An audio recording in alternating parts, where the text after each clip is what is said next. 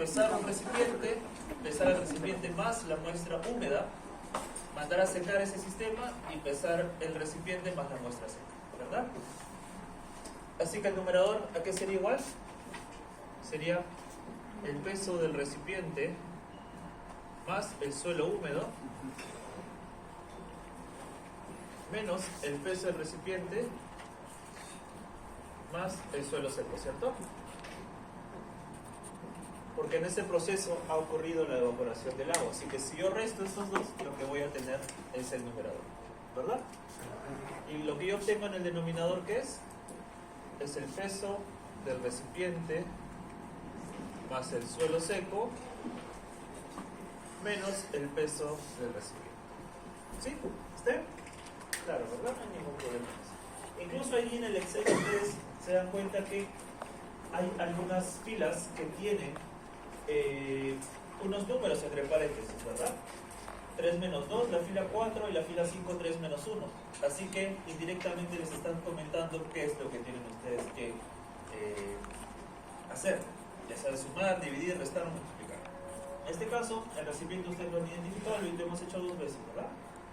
El peso del recipiente también lo tienen identificado, el peso del recipiente más suelo húmedo, el peso del recipiente más suelo seco y el resto lo obtienen aquí, ¿verdad? La fila 4 y la fila 5. El contenido me dan incluso aquí se lo comenta. 4 sobre 5, lo que estamos colocando aquí, peso del agua sobre el peso de los sólidos por 100. Con 2 decimales por el contenido húmedo. ¿Está bien? Y al final, ¿qué obtenemos? El promedio que va aquí. ¿Está bien? No hay consulta, ¿verdad? Sumamente sencillo. Luego, para el caso de...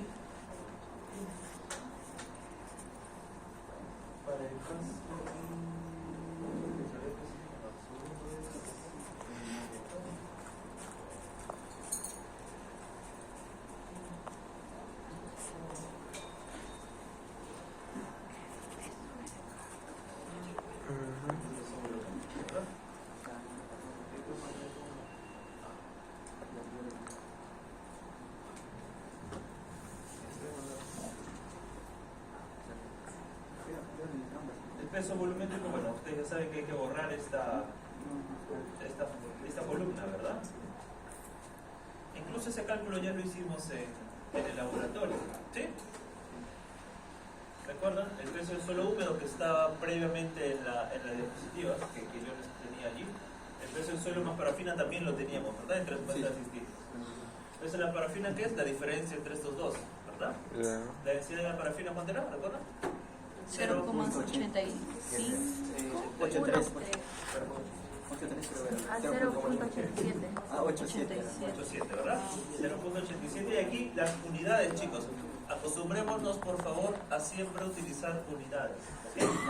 Todo lo hemos pesado en gramos y el peso específico, la densidad que se les ha dado y la que ustedes van a obtener está en gramos por centímetro cúbico. ¿Ok? Para guardar cierta consistencia siempre es bueno hacerle un rastreo a las unidades, ¿no?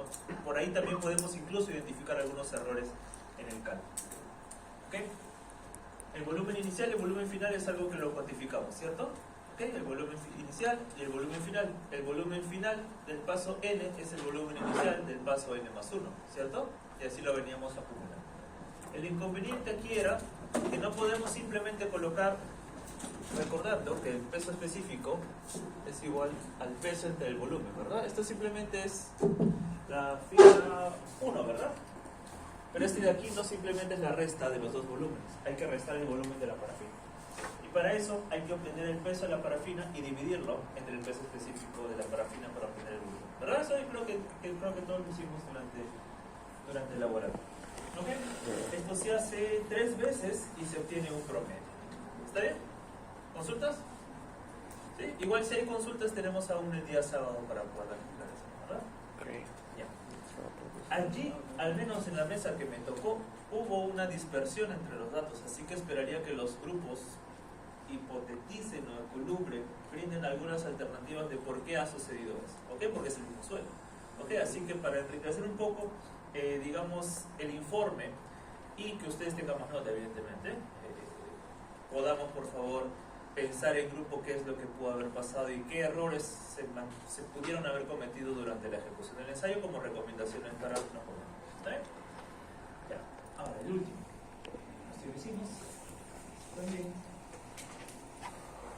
Así que queda el de la gravedad específica. Entonces, tenemos que es la gravedad específica de sólidos, ¿verdad? Tenemos la gravedad específica de sólidos, que es igual al peso específico de los sólidos sobre el peso específico del agua, y el peso específico de los sólidos es igual al peso de los sólidos sobre el volumen de los sólidos. Y nosotros, para aislar ese tema de solamente trabajar con la parte sólida, lo que hemos hecho es aplicarle, hemos extraído los vacíos a través de la bomba de vacío, ¿verdad? Así que, peso inicial del suelo, 50 gramos, ¿verdad? En este caso. El número de matraz, bueno, se identificó. El peso del matraz o fiola sin el recipiente, sin agua, sin nada, ¿no? Totalmente vacío. ¿Ok? Peso del matraz más suelo más agua forada, que era cuando habíamos hecho el enrasado por menisco. ¿Ok? Temperatura superior, media e inferior, de aquí se obtiene un promedio. ¿Ok? Bueno, ese es el matraz. El promedio de la temperatura sale de aquí, ¿verdad? El peso del agua matraz a la temperatura de prueba es algo que les vamos a dar de dato. ¿Ok? Esta parte de aquí se da de dato. Esta fila 8 es la que se brinda de dato y es por eso que es importante identificar el matraz. ¿Ok? Para poder nosotros aplicar este proceso. El recipiente era una vez que ya habíamos extraído los vacíos y lo habíamos, digamos, enrasado, habíamos colocado pues todo en un recipiente no absorbente de vidrio. Hemos empezado a latar. Y el peso del suelo seco es algo que también se los vamos a dar. ¿Okay? Y el peso del suelo seco simplemente es la diferencia entre estos dos. Aquí habría que hacer una verificación. Si hemos utilizado 50 gramos al inicio, deberíamos tener 50 gramos al final si es que no ha existido ninguna pérdida de material. Pérdida de material provocada, por ejemplo, si es que se han succionado los vacíos de manera incorrecta y algunos de esas partículas del suelo han pasado a la trampa que se coloca entre la bomba de vacíos y el espesor. Y hay algunos otros detalles que quizás pudieron haber, digamos, hecho que sea una menor cantidad de suelo al final. ¿Okay? Recuerden que el suelo pasa por el vaso para poder batirse, el mismo atrás, así que puede haber una pérdida gradual, aunque pequeña, de la cantidad de suelo. Así que la densidad de sólidos, disculpen, lo primero que tenemos que hacer aquí es comprobar que la pérdida no sea mayor al 1%. ¿Ok? La pérdida no tiene que ser mayor que el 1%. ¿Okay? Si la pérdida no es mayor que el 1%, utilizamos esta fórmula, que es la primera. ¿Okay? Que se da cuenta que aquí dice sin pérdida de suelo. En la fila 3 se dice con pérdida de suelo, es decir, si se tiene más del 1%. Si se tiene más del 1%, incluso lo que se sugiere es repetir el ensayo. Pero en aras de que este es un laboratorio demostrativo, igual vamos a calcularlo. Solo la única forma o la única diferencia entre estos dos es que vean, el numerador de la fila 12 trabaja con la fila 1, aquí ven, 1 sobre 1 más 8, ¿verdad? Y que es 1 el peso inicial del suelo. Es decir, que no ha existido una variación importante con el peso final seco. En cambio, si tenemos una pérdida mayor al 1%, trabajaríamos con la fila 11, y la fila 11 es el peso final del suelo seco, aquello que nosotros medimos y que dejamos en este recipiente de vidrio y que John y yo le vamos a dar de dato. Ok, así que recuerden, si tiene menos del 1%, utilizamos este, si tiene más del 1%, se desarrolla este. ¿Sí? Consulta, dime. Sí, profesor, si afecta en este caso el peso del suelo, ¿sería un error sistemático o un error aleatorio? Si es por culpa de la bomba, ya que ahí tú no estás interactuando con el suelo, ¿no? O sea, aunque no solo el error de la bomba, puede haber varios errores aquí. Claro, ¿Recuerdas que pero este tipo de error sería sistemático? pasa? Sí. Ah, Sí. sí, está bien. Porque depende del proceso. ¿Sí? Igual ahí también ustedes se coloquen algunas alternativas, por favor, de qué es lo que puede haber ocurrido si es que les corresponde a ustedes trabajar con la fila 13. ¿Está bien?